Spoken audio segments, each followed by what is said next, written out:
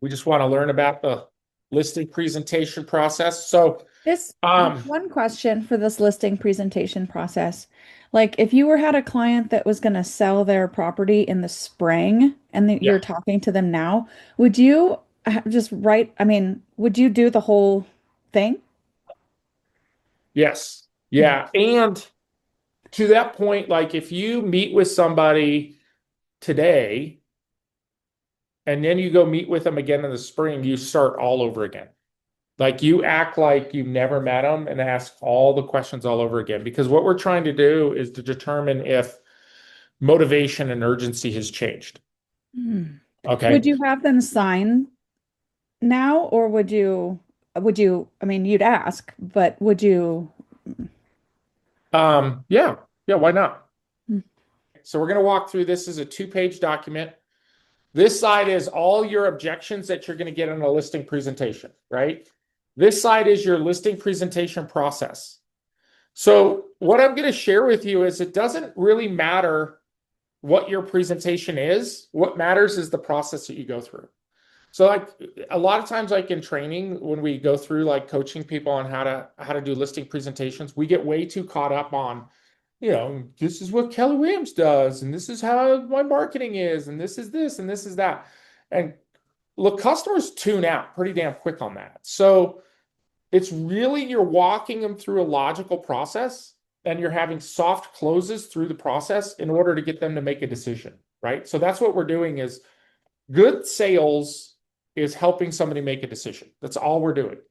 If we're convincing somebody to do something that's against their will, then that's manipulation, right? And we don't want to manipulate. And you can't really manipulate a real estate deal because they take time. Like even if you manipulate them for an hour, they're not going to be that way a week from now when they talk to their friend. That's not party. Yeah, it's not. Yeah, it's not. We've all been there, right? It's not a timeshare. Okay, so we're going to go through today. Our goal is to go through the process on one side. We're going to go through the process of the listing. And then on the other side, we're going to go through the objection handlers, right? And knowing how to handle these objections correctly. Okay. Okay. You guys all have it online? You ready?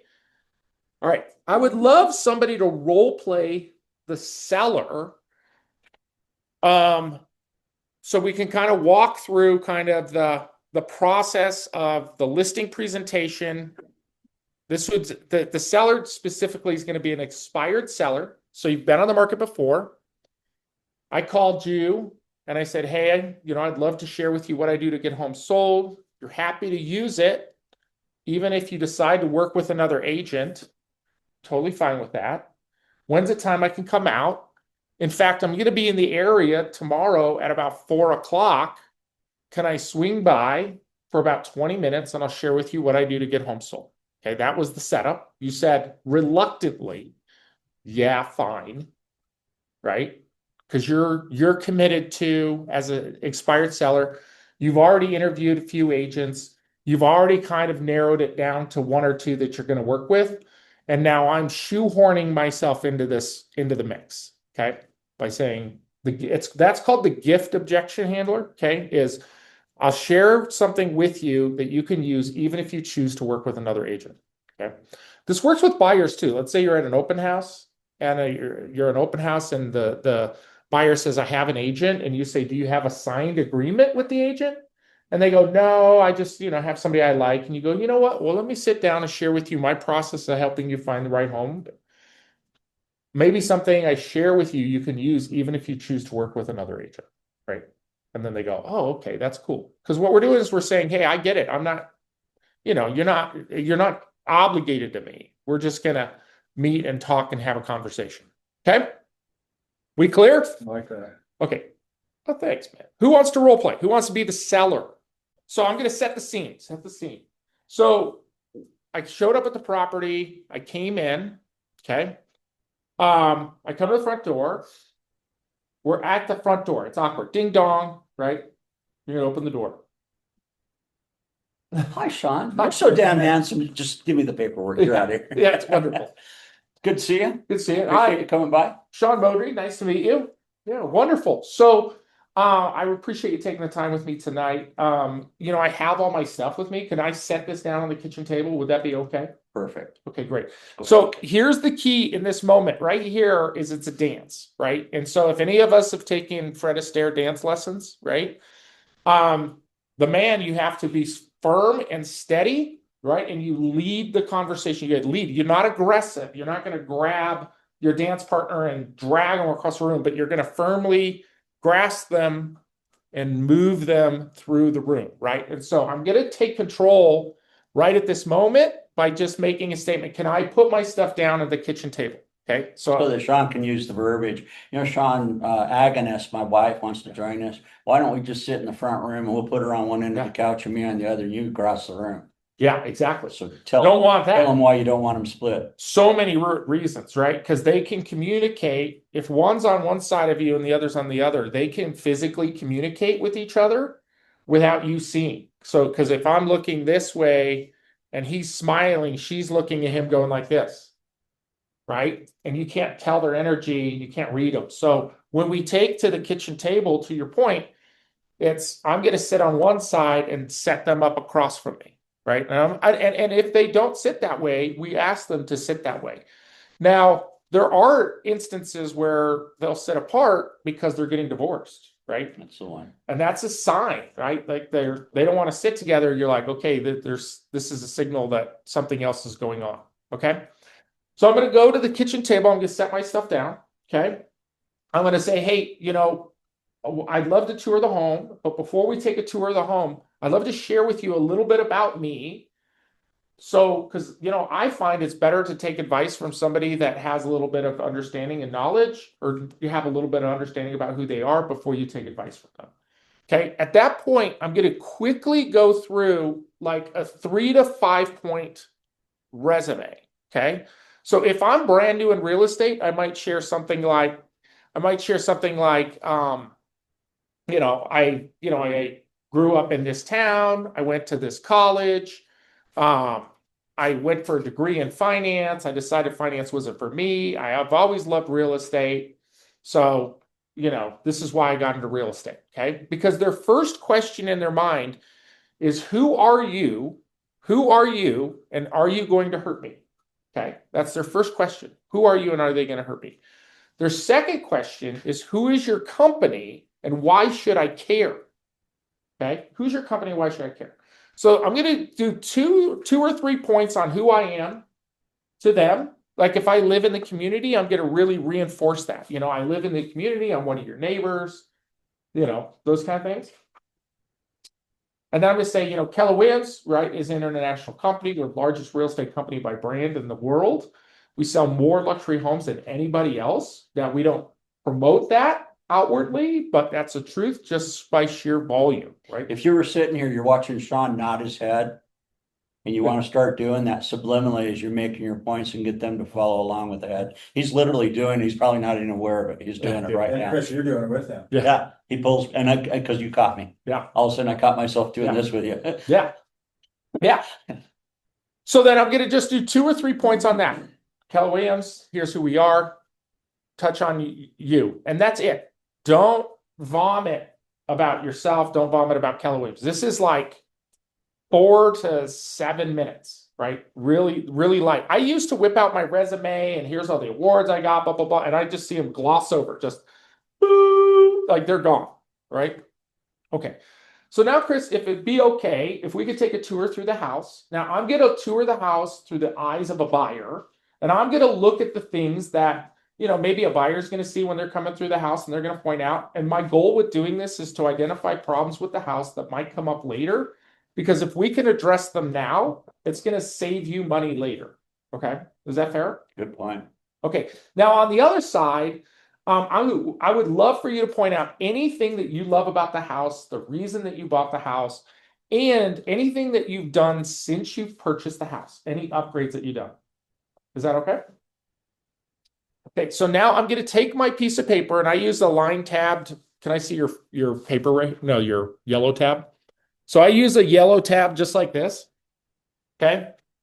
And I'll draw a line down the middle, or I'll use a folder, just a manila folder, and on the outside of the folder, On this side, I'm going to write down all the positives that they're going to talk about their house. Okay. And on this side is all the things that I see that are going to need to be addressed or prevent the house from getting sold. Which do I want to be longer? The negatives. You want the negatives to be longer than the positives. But we're not going to talk about the negatives. We're not going to point them out. We're not going to talk disparagingly about the house. We're going to, oh, I love the house. Oh, this is great. I love the view. You know, oh my gosh, is that rat shit? That's amazing, right? Like I've had clients laugh at me when I'm pointing out like that I love the house. They're like, this house is horrible. Like it needs to be torn down and you love this house. I said, all houses are great in some way. But I'm writing all the things I see and I want them to see me acknowledging it. Okay. Now here's why. Have you ever traded in a car? You trade in a car, you know what's wrong with your car, right? Like I remember Heather and I traded in a 2006 Lexus RX 350 and we barely made it to the dealership with the transmission slipping so bad, right? We're like, right? We pull up at the dealership, we park it in the lot, and we go out and she picks a car that she likes, and you know, the one that was the most expensive, because that's my wife. And so then we go back and they go, well, what would you give us for the trade? And the guy goes out, looks at the cars, beautiful. Heather takes care of her cars. Like they're gorgeous. Doesn't test drive. Comes back and says, we'll give you 11,000. And I was like, done. That transmission, $7,000, right? Now, what did I think of that salesperson? Or not the salesperson, but the person who looked at the the car. They're inexperienced. And you can start asking. I could have, yeah. I mean, not for the car, but maybe other things. Other things. Incentives or, yeah. Yeah, they don't know what they're doing. The more detailed somebody is, the nicer the house, the more picky you have to be. You have to find everything that they see that's wrong with the house. Okay? And if you can't identify those things, they're going to think you're not experienced. Okay? Like yesterday, I guess the day before yesterday, I showed a $1.3 million house to a friend of mine. Beautiful house. I was picking out the fact that the cabinet doors weren't lining up straight. And there was overspray because they spent $7,000 painting the kitchen and they oversprayed on the stainless steel hood.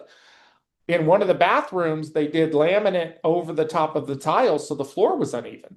And I'm pointing these things out to him because I want him to know I see things that he sees or that he's going to see later and is going to frustrate him later.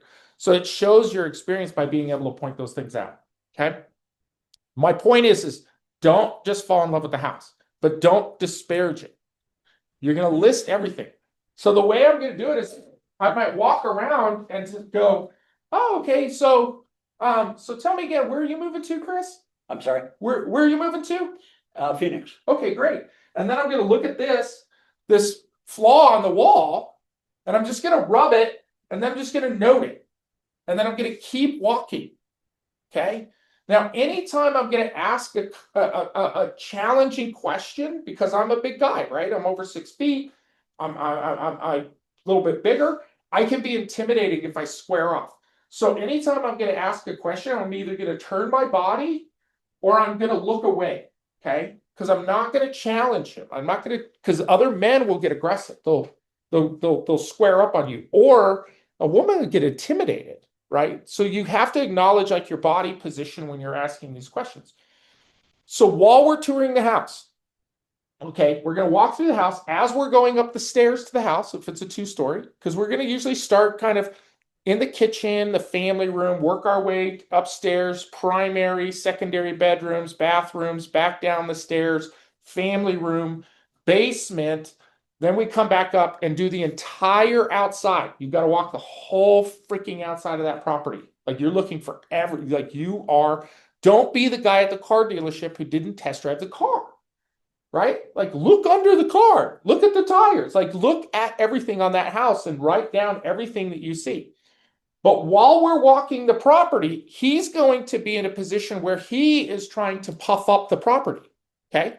So think about his mindset as a seller is, I want to make my house look good. I want to look good to this person. So they're open. They're sharing. So here's where we have the opportunity to ask the tough questions. Now, this is on the back of this sheet here. So we're right up here at these motivation and urgency questions. So we're going up the stairs, and I'm going to say, so tell me again, where are you moving to? We're gonna head to Phoenix as soon as we're able to sell the house, but of course, we're already 4 months behind, so the pressure's on you, Sean. Yeah, okay, great. And I already gave the tell. I'm saying, Sean, Yeah. so Yeah. kind of sucking him in a little bit. Yeah, and I'm not even going to acknowledge that yet. That's right. Because right now, if I try to close, if I try to sell, we're still up at the top where we're building trust. You can't close during trust building because you'll actually wound your trust. If you're like, okay, let's go get signed, I'll get sold. Like, don't do that. Just be like, okay, Finish the whole process. yeah. So, so tell me again, like, why is Phoenix important to you? But we've got grandkids down there, so, and we've got a third one on the way, so Wow. Now, how's that make you feel to live down there with your grandkids? old. Old? Yeah. Now, this is a really important question. Don't assume it's good. Don't assume it's good. Sophia and I have a couple in Greeley, is exactly this scenario. She wants to move to Oklahoma to be with her grandkids. Yeah. He don't want to go. Right? So I might say to Mister, how's that make you feel? And he says, I feel good. How does that make you feel? Right? And you ask Sure. the spouse, and she says, I don't want to go. I don't like this idea at all. And you go, okay, now don't get in dialogue. I'm just going to note it. Now, if they say something that's like super important to them, you're going to write it on your page and you're going to circle it. Like if he says, we have to be there by October 1st, okay? You're going to write on your page October 1st and then circle it. And you want him to see that you acknowledged it because now all of a sudden you're listening, right? But you're not like October 1st. Yeah. Okay. So we're still on motivation. So why is that important to you? How's that going to make you feel? He says it's going to make me feel good. Who else does that impact? Is that going to make a big impact on your family? They need you down there? Yeah, we've got one of the grandchildren's got some medical issues, so we're Oh, gonna go down and do some care relief. wow. Yeah, Can I ask a tough question? of course. What if that doesn't happen? It creates real family stress. Okay. They really need us down there. Okay. Okay, so now at that point, we're kind of working our way upstairs. Now we get to the primary bedroom. That's their safe space. The primary bedroom's their safe space. Now, Sophia's seen me do this 100 times. That's where we have our deep conversations, is in the primary bedroom. Like the last one, we were in the closet having these conversations. 4 of us in the closet having this conversation. Okay. When do you need to be there by? Like we were saying, October. October? It's kind of our drop dead day. Okay. We lost 6 months with the last realtor, so. Yeah. Why is October important to you? The in-laws will be leaving to go out of country. They're headed to Italy for a 3-month vacation. Wow. Yeah, Wow. so I mean- not only does it affect us, the kids and the in-laws, Wow. So I suspect that this is really important for you to be it there. really is. Yeah. Yeah. Now see, now is feeling. So now I'm even struggling on how to get to feeling on this one. Is, is that gonna make you feel good to be there? Is that gonna make you It'll be a real relief, of course it will. Relieve a lot of stress Relief, for everybody. Yeah. What if it doesn't happen by then? Now that's the tough question. Now, why we do the takeaway, this is so important. You do the takeaway to get them to bite back. Okay. Meaning, you know how we have sellers who smoke screen and they go, it's fine. If I don't sell, it doesn't matter. Like if I don't get this, it doesn't matter. That's bullshit, right? Nobody wants to go through the pain, putting a sign in their yard, having people tour their house, all of that stuff. Nobody wants to go through that pain unless it's important to them, right? So if they say it doesn't matter, it's not a big deal, it's a smoke screen. So we need to ask this question, take it away. So we're going to take away this dream. We just built this dream that he's going to be in Phoenix with his family by October, right? He's feeling good. That's positive future. And now we're going to take it away. Okay. What if it doesn't happen by then? Is that going to cause a problem? You know, we've got the usual painful options of doing a double move. Yeah. Maybe Agnes will go down and we'll split and she'll take care and I'll stay up here. It's, Okay. yeah. On the other hand, we've got some financial flexibility. We could lease it. Maybe you've got a lease program that you could, Sure. it was in the sales meeting Yeah. this week. Yeah. I mean, would you now that's interesting, right? Now that's a setup. So I'm going to take a note of that. I might not handle that objection in that moment, depending on how he's being very relatable right now, which is good because most sellers are pretty reasonable. I might ask that question, like, if you could lease it and not sell it, is that going to be okay? Or if you decided to sell it and maybe take a little bit of loss over leasing, would that be okay? Like I might ask that right there to just try to get some clarity on what his motivation is with leasing. Like, is this real? Or a good way to handle the leasing is to say, have you ever owned rental property before? Yes, and it's Yeah. been a real nightmare, Oh, yeah. especially at distance. Yeah. And Thought of doing that's just yeah. another one of those bad options. Yeah. And what I found is like, owning a house that's a rental is okay because if somebody beats it up, it's not a big deal. But renting your house that you live in and watching somebody beat it up is I painful. mean, Sean, look at our beautiful California closet. Can you imagine what renters would do in here? Yeah. Yeah. It It'd would be be tough. not good. Yeah. Okay. 'Cause So we're still in now the closet, right? we're still in the closet. We are. Okay. So now we got him to open up about urgency, right? We have this is a real seller. This isn't somebody who's like, I want to test the market, whatever. He's like, I need to make this happen. I'm moving. He didn't say, if it doesn't sell, I'll just keep it. Okay. Because if he said that, if it doesn't sell, I'll just keep it. I'm going to note that.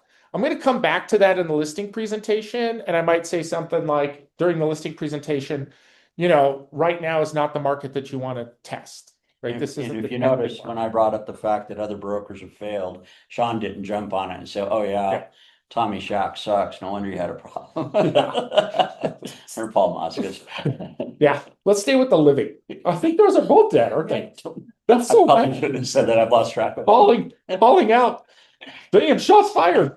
Okay, so now we're gonna come back downstairs, head into the basement, and then when I'm in the lower area, I'm gonna look at the furnace, I'm gonna look at the water heater, and I'm always gonna do this. I'm gonna take my finger and I'm gonna rub it on the top of the water heater to see if there's dust. Okay, and then I'm gonna note, clean the furnace and water heater. Right now, I might say at that moment, one of the things I find is if you wipe down your furnace and water heater, vacuum it out the inside, the inspector is going to go lighter on it.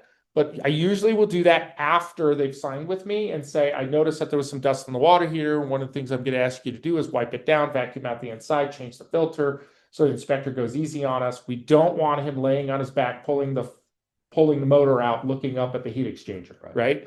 Because that's what they'll go crazy on those just to get a new Sean, furnace. if you notice the concrete walls in the basement, we painted them. Yeah. And the last broker suggests we had that what's that white stuff that comes through the walls? Calcium? Yeah, fluorescence, yeah. Effervescent. Yeah. And he thought it'd be a good idea to just go ahead and paint over that. What do you think of that? You know what? We'll get to that. Oh. Yeah, we'll talk about. I have a list, as you can see, of things that we can address later. I'll make a note of it. We'll come back to that. I'm not going to address it right there. The reason you don't want to address it right there is if you make it sound too complicated, then they don't want to work with you. They give up. Or two, if you tell them all the solutions, they'll just go back to their previous agent, use your solutions, and get the house sold. And I've had that happen to me so many stupid times because I love to talk. Love to talk. It's a curse. Okay. So now we're downstairs, and here's the powerful questions. As we're walking down the stairs, I'm going to say, have you interviewed any other agents prior to me? Have you interviewed any other agents You know prior? what? We kind of did a mix. We've got a small little boutique company over here in Lakewood, and she's kind of a specialist in the area. Okay. And then we've gone with Remax, because they've got the balloon. Okay, great. So you've interviewed those two already? Yeah. Okay, great. And now I'm going to go to the furnace. I'm going to wipe my finger. And while my head is in the furnace, in that area, I'm going to say, Have you, are you planning on interviewing any other agents after me? You know what? We're just evaluating the situation. We'll see how today goes, but yeah, our intent is another two. Another two. Okay, great. That's it. So now I know how urgent I need to close and in what order I'm going to close. If I'm the first agent in the door, your close is completely different, right? Like your close, if you're first agent in the door, you have to pound what did I miss? I really want to work with you. Like there's 5 closes for that if you're the first agent in the door. If you're the last agent, it's gold, baby. So the best thing, the number one agent you want to be is the last agent and the first. You want to be the first and last. So I gave Sean the opportunity to later on to close to make sure he's the last one in. Yeah. And that's why I gave in a nebulous response. Yeah, we'll see how it goes today, Sean, but Yeah. we're thinking at least another 2. So now it's his job to close me at the back at the kitchen table later. So now hit me with a couple of these questions as we're touring. Like hit me with some of the questions that agents, especially expired agents, because like here's what's happening. He's starting to like me, right? He's starting to like me, but then he's thinking, I like this guy, but what does he charge for a commission? Or I like this guy, or what does he think my house is worth? And so he wants to get this answer out early because he's starting to feel uncomfortable, right? So hit me with some of those questions. We're still in the basement, by the way. Still in the basement. So Sean, it's really important to us. We're on a budget, obviously, as we're trying to retire right now. And our last listing agent ended up offering to sell the house for $500 plus closing cost. We're concerned that, since he failed once, we don't want to, and then we've got the other end of the spectrum of, 4%. So where do you fall in that range? So your range, just to get here clarity. So I'm going to repeat it back to him, right? Remember the way we handle objection is we repeat so they feel heard. So we're going to repeat the objection. We're going to isolate the objection. We're going to soften the objection and then handle the objection, right? Now I may or may not handle that objection downstairs. Okay. But I might say something like, so the range that you're thinking is between $500 and $4,000? 4%. 4%. Is that's kind of the range that you're thinking of? Okay. Well, let me tell you this, Chris. We're not going to let compensation stand in the way of working together. Like it's a great house. You seem like a great guy. If we can come to an agreement on commission or on compensation, then we'll work together. So we're not going to let that get in the way. So I'm just going to soften it right there. I'm not going to handle it. Like that's not the place because we can't talk commission until we talk value. And I'm still like at the doctor's office, I'm still taking temperature, right? They're not laying on the table and me poking and prodding at them yet, right? Like we're still trying to get an understanding of like what the health issue is going on here, so why would I say, here's the treatment and here's the cost of the treatment, right? Like I don't know the cost of the treatment yet because we haven't sat down and looked at what the plan is that's going to solve it, So I'm just going to say, you know what, we're not going to let commission get in the way. I don't let compensation get in the way of a great listing and a great seller. I mean, if we decide to work together, I promise we're going to work it out. Sean, of course, we realize that service is the priority here. So the commission isn't necessarily the hanging point. If you can get more for the property than the other brokers, obviously we'd be ready to go. Our last broker promised the world. He had a 54-point presentation that went on for 2 hours. He only did half of what he told us. He was going to do these wonderful, coming soon signs and going to do this exotic open house on the weekends. You know what? He never even showed up for that stuff. We had not even one open house. That's frustrating. So you're going to correct that? Well, I have my own process. Yeah. I'll share with you my process. And if you like it, great. And if it's not the right process for you, then, then at least we can part as friends. I'm not closing I don't need friends. I need my house. So. Yeah, but maybe. Yeah, I get that. And no, I mean, I joke about it a lot, but I do say this to my clients is like, look, I'm not here to be your friend. I'm here to be your agent. And I'm not going to come to your birthday party and I don't expect you at my funeral. Like, I'm the guy you call to get your home sold. Like, I don't want to hang out at their birthday party. I don't even want to go to Sophia's birthday party. And she's one of my closest people. You guys I've never, no, she's never been to mine. Have you never been to my birthday? I've never been to yours. Your 50th was a surprise. And the first thing out of your mouth was like, you bitch, you didn't tell me. But I didn't go to yours. I haven't See? had a birthday party in a long, And well, I yeah, ain't going what's to my your funeral. 40th? I ain't going to your funeral. Okay. We arranged for that, Sean. You're gonna. Yeah. Okay, so now we just got through that conversation, right? Not uncomfortable, not confrontational at all. We just finished that conversation. Now we're gonna move back upstairs. Well, we're gonna tour the family room, tour the outside, take photos of things too, make all your notes. And again, your negatives are gonna be long, your positives are all the things that they said. Oh, I just had my furnace filter replaced, my value went up because of that. You know, I fixed a broken window. That cost me $400. So I need to recapture that. Okay, whatever. And you just write it down. Don't object. Don't object. Don't object. Right? Now we're back at the kitchen table. Okay. Now we're back at the kitchen table. And here's what I was thinking about this presentation all week. And I was thinking, okay, how do I want to set this up for these guys so they can understand it's not about the presentation. Okay. It's not about the presentation. They don't care about your presentation. To your point, nobody wants to sit through a 10-page PowerPoint. However, the presentation will keep you on track. Okay, so I bring my PowerPoint, I bring my listing presentation. I don't always bring it out. Okay, so if I have somebody who's repeatedly pulling me off, I'll go to the presentation to keep them on track. I'll go, let me show you the next page. Let me get, because if they're like ping-ponging around the room, I'm going to bring them back to this.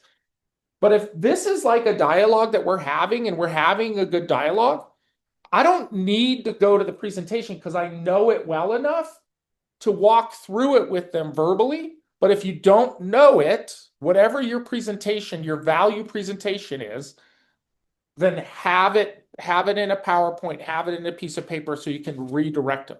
Okay. Do you prefer digital or hard copy? I don't care. Doesn't matter either way. Doesn't matter. I would say like Sarah Reynolds, when I was running her sales team, it was on a desktop computer as a PowerPoint presentation on a desktop. So you'd walk in with your laptop, you'd flip it up. You'd see as soon as you flip it up, their energy goes like this.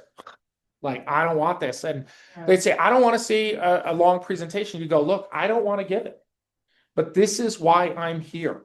And now Sarah required us to go through every single slide. Okay, that was a requirement of the presentation. So we just did it. And I just say to somebody, well, I'll just go really fast. Yeah, what do you got, Rod?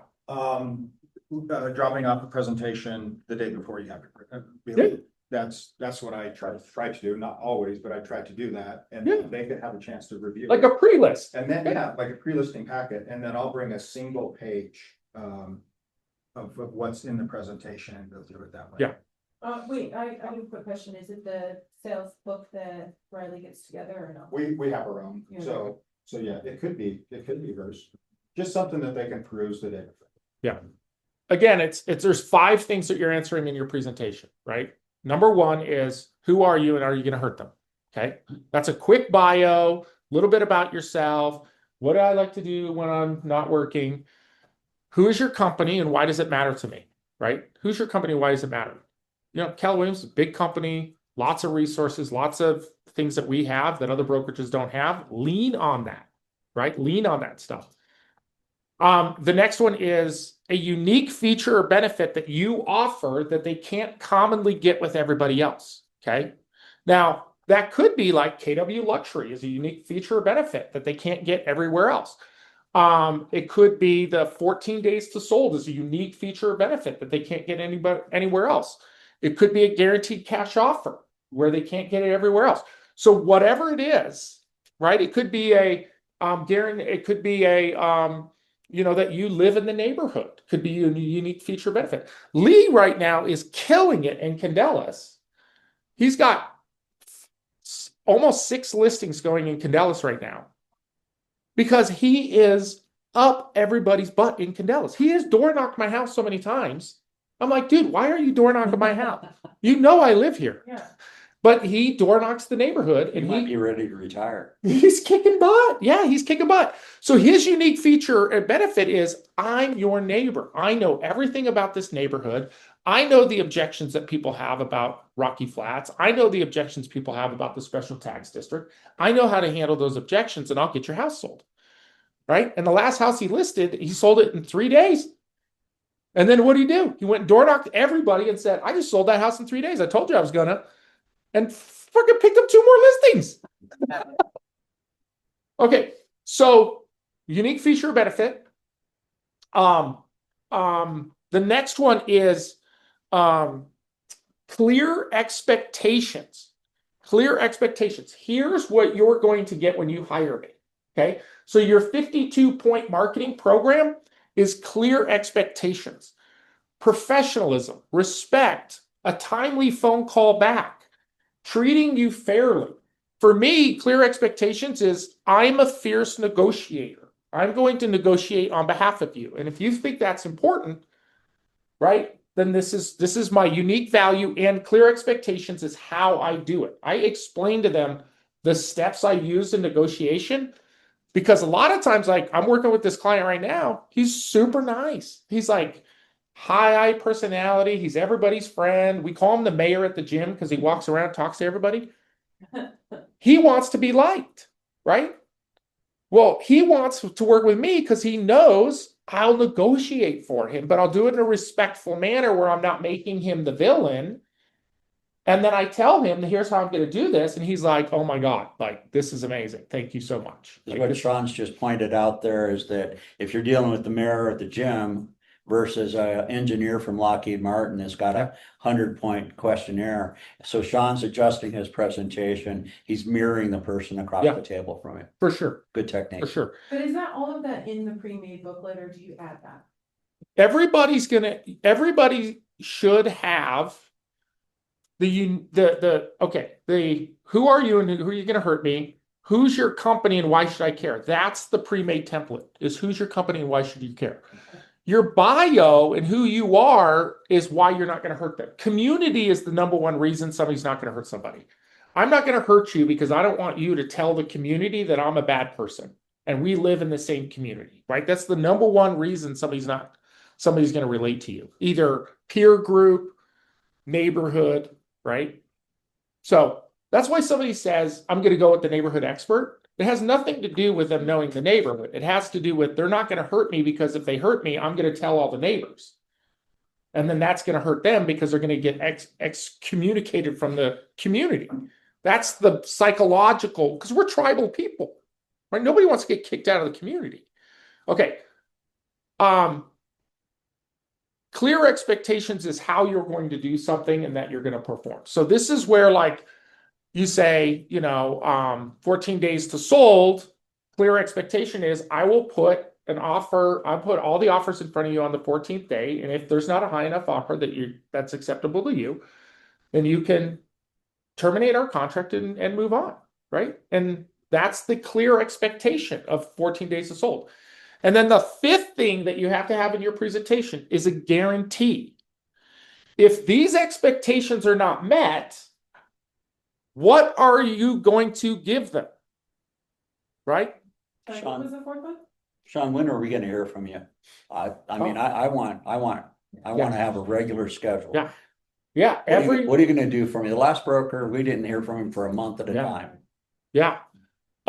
So that's a really common question, by the way. Yeah, is communication. So my process is every Tuesday, I'm going to give you a market update about what's going on in the market and all the feedback on the properties. I don't necessarily want to do it by phone.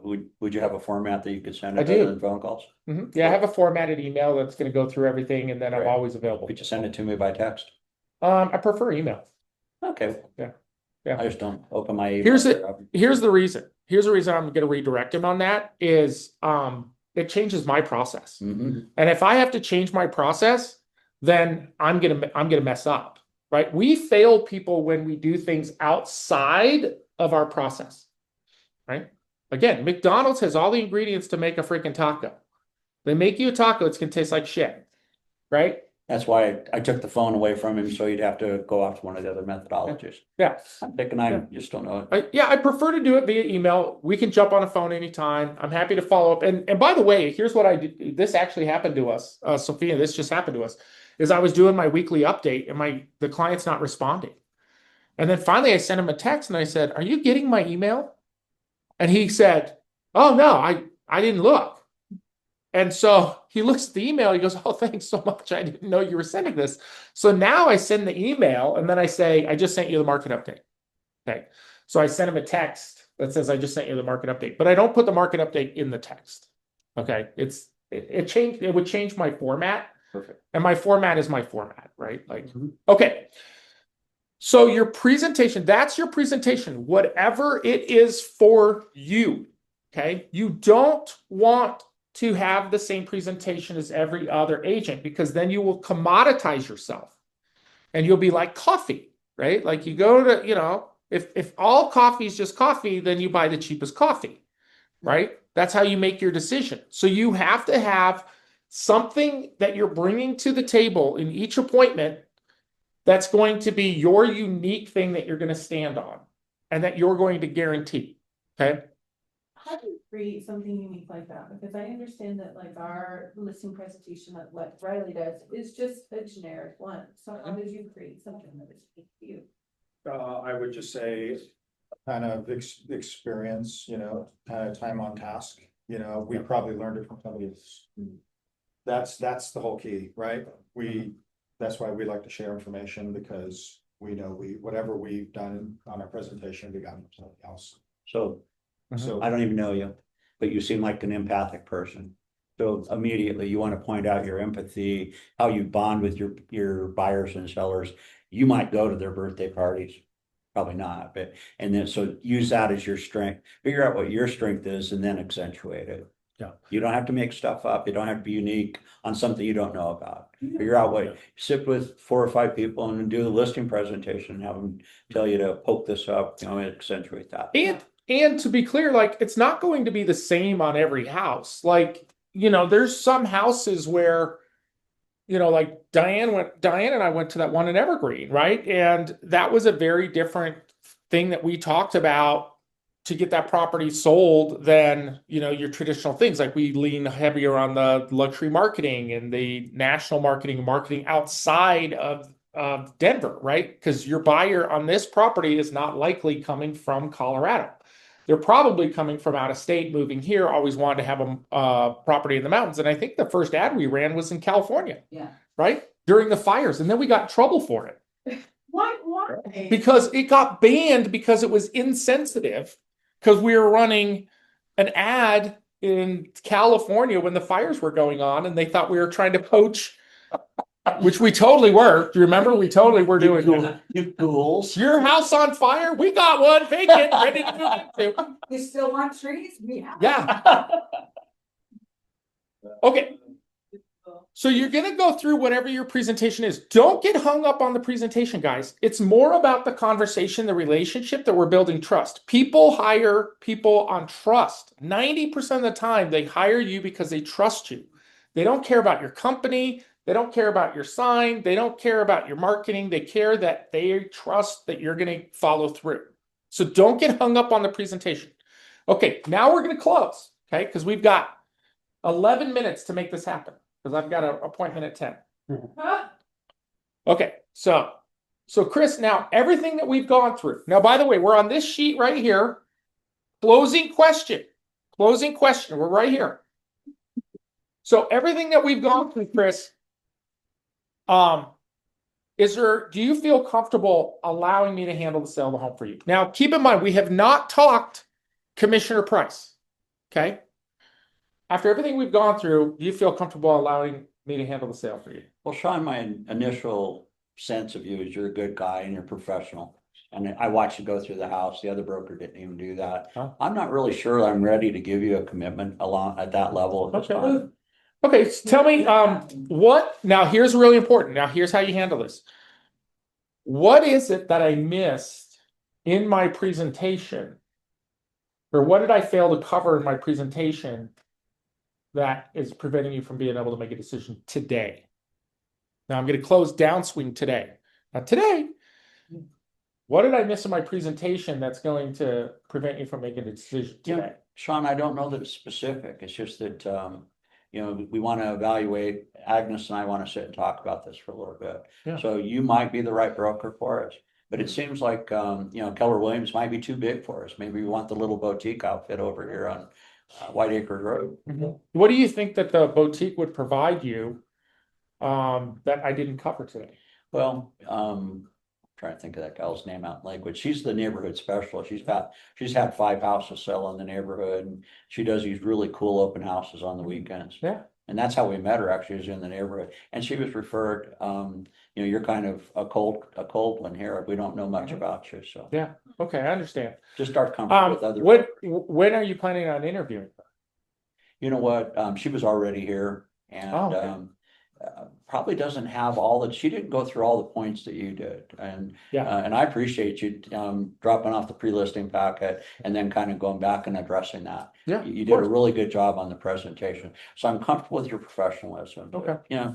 Your personality is a little lacking though. Oh, okay. Well,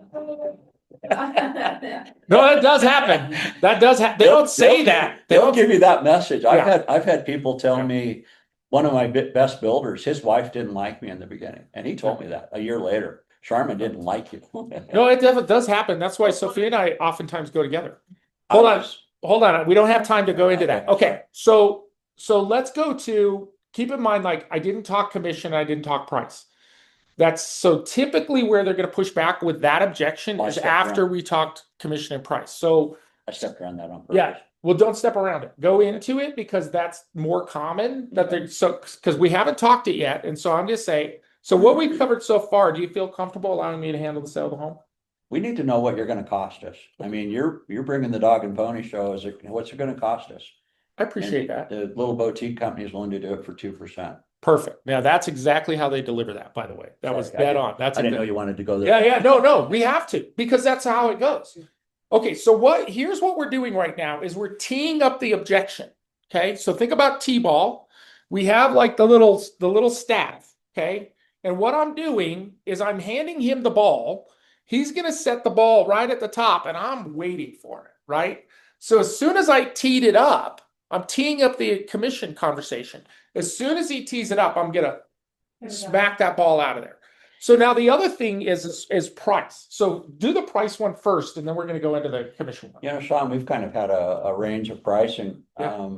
Where do you, and I'm not going to tell you the numbers that they Yeah. brought in, Yeah. but where do you think we fall in the market? And the market's been kind of slow. Is it still really slow right now?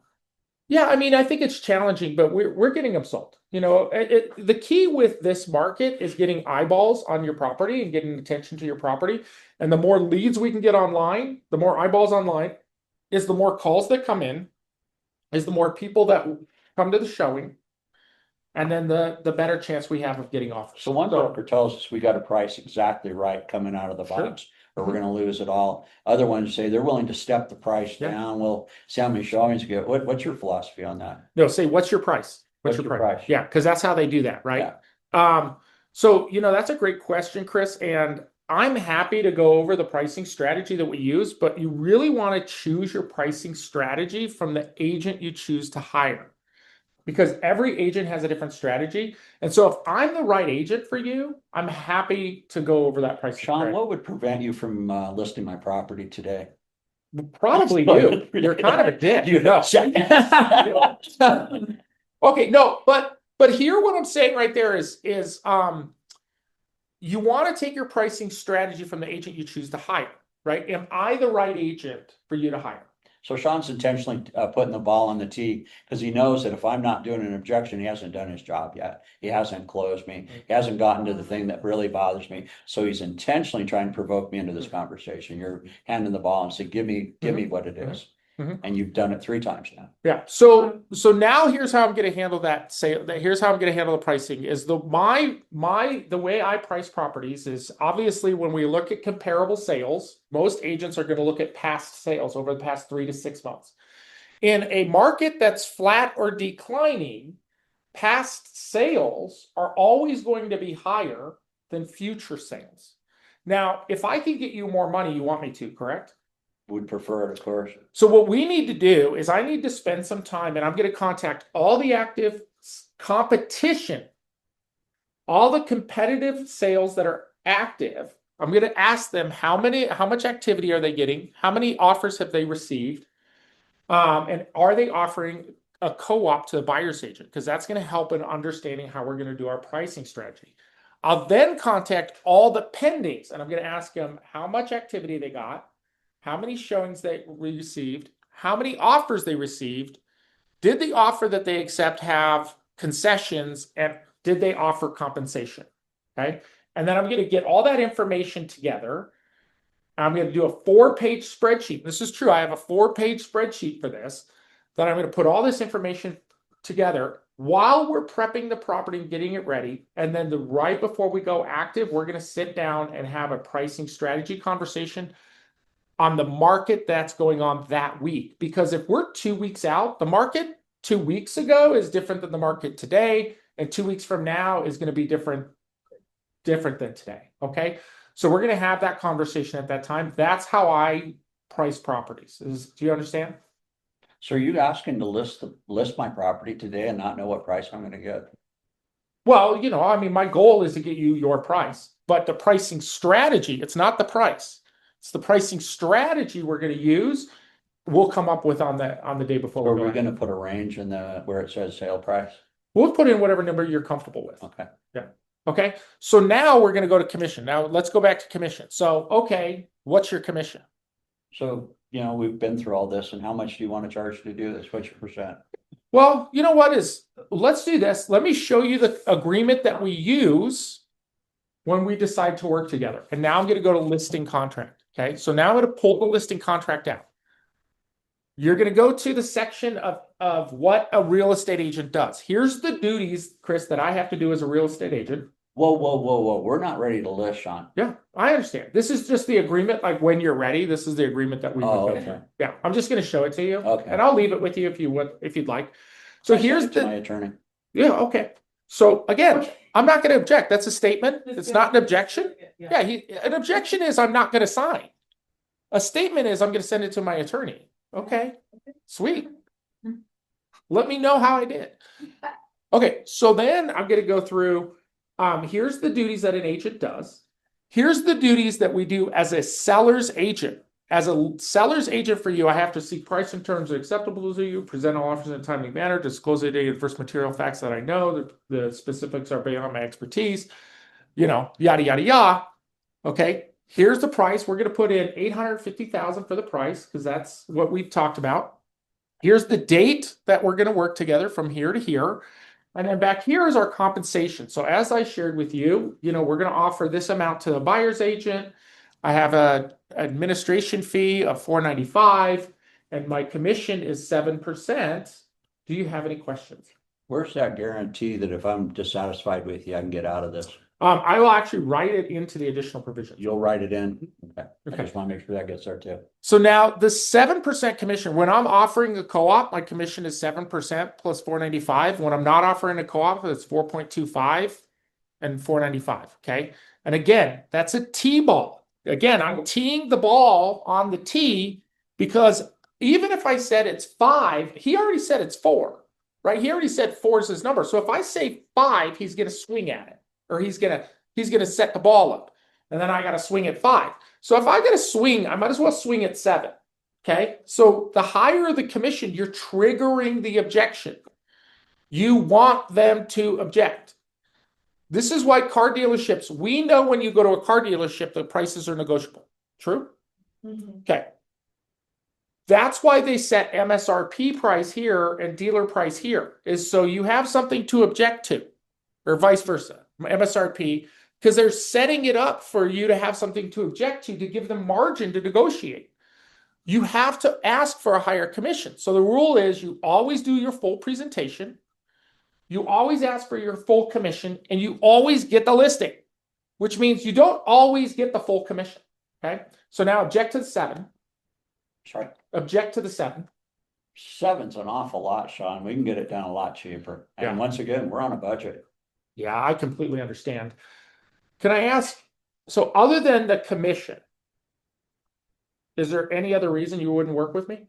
No, I think we're ready to go. Well, as I said earlier, we're not going to let commission stand in the way.